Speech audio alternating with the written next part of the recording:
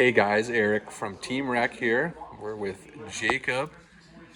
Last weekend on Sunday, he won the OTS championship at Carlitos. He got this sick first place mat.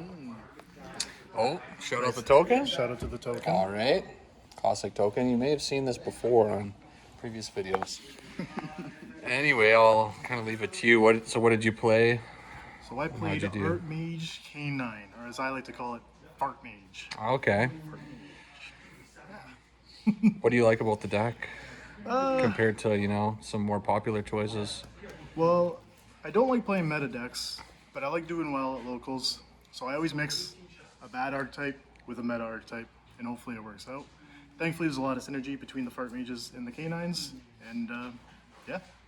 All right, well, let's just dive right into the profile and start with the monsters. So for the Artmages, pretty standard. I just play 3 Medius the Pier.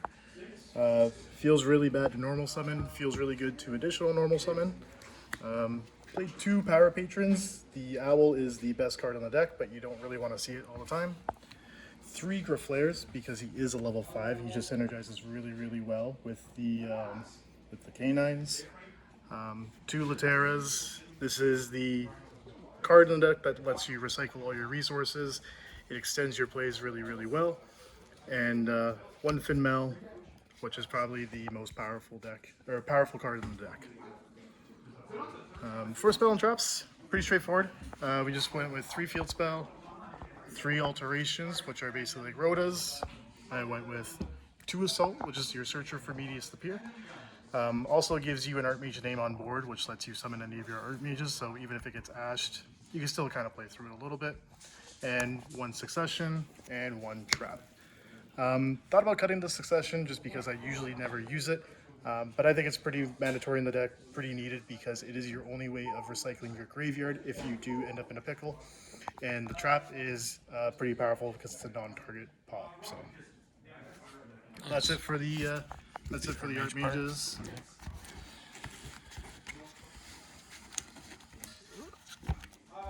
And then on to the K9s. After Jokul and Case for K9 got limited, I was thinking how to fix the deck, and the answer to that problem was 3 Naroi. And then the rest of the K9 package is pretty straightforward. It's 3 Azuna, and then each of the little brothers and sisters, Yoko, Lantern, and Lupus. And then 1 Case and 1 Force Release. That's it for the K9s, and then we're moving on to non-engine here. Pretty straightforward. 3 Ash Blossom, 3 Forbidden Droplet, play 1 Called by the Grave, and 3 Imperms. Awesome. 40 main deck?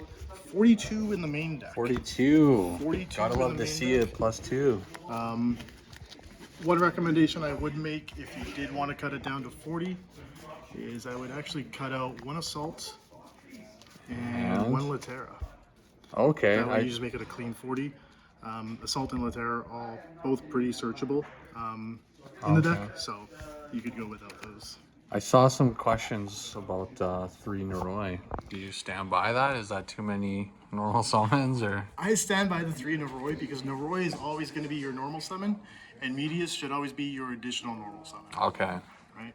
Check If you see a Fart Mage player normal summoning Medius without the field spell, you know they have a bad hand. Noted.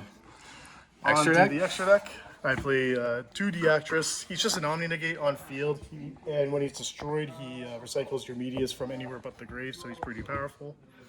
Non-Finito. Doesn't come up as often as you think it would, but it does help unbrick a lot of hands.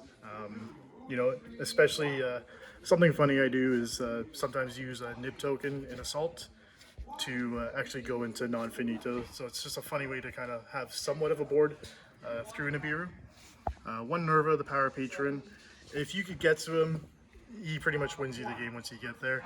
Just being able to change any Artmage effect into a board wipe is pretty powerful because any of your Artmages can trigger him. So sometimes on the crackback, I'll just use the actress first effect to change the position of a monster, just to trigger the Nerva to blow up the board. 1 Guardian Chimera, he's just there because you have a quick play fusion spell. He didn't actually come up as often as I expected him to, but he's always a good option to have as backup. As for the canines, we play one Ripper, one Canine Jax, which actually came up a lot more often than I thought it would. Just a powerful card overall. One Werewolf, and then I do play the National Night package with the C104 and the 104, and one Valor. And then to finish it off, it's as simple as one Typhon and one SP. Awesome. Did you ever consider Zeus? Zeus, did consider Zeus, but I chose Typhon over Zeus just with the simple fact that Lupus can actually go into Typhon. And there's a few games where I actually made Typhon with my Lupus just to protect my Lupus, so I went to Grave instead of getting banished, just so I had kind of crack back on each and every turn. So that's really the only reason why Typhon's in there, is just because of that Lupus. If it wasn't for Lupus, I'd probably play Zeus over this. Awesome. All right, let's see the side deck. Going to the side deck. We'll start off with the Arnold token, giving Monkey a haircut. And then for the side, I just threw in some going second cards. 3 Fool Us, just a powerful card. 3 Nibiru, a lot of people are getting really greedy this format, so just caught a lot of people off guard. 3 Lightning Storm, 3 Evenly Matched. A lot of boards weren't able to get over board breakers, so these cards in combination with a Droplet and 1 starter just seemed to be enough to win me some games going second. And then for going first, I didn't really have a whole lot to side in. So just put in some D-Gen cards, 1 Anti-Spell, 1 Tikaboo, and 1 Solemn Judgment. Awesome. Solid profile. Any shout-outs? Shout out to quite literally everybody in Thunder Bay. I'm not joking when I say Thunder Bay players are built a little bit differently, forcing me to actually play a little bit better.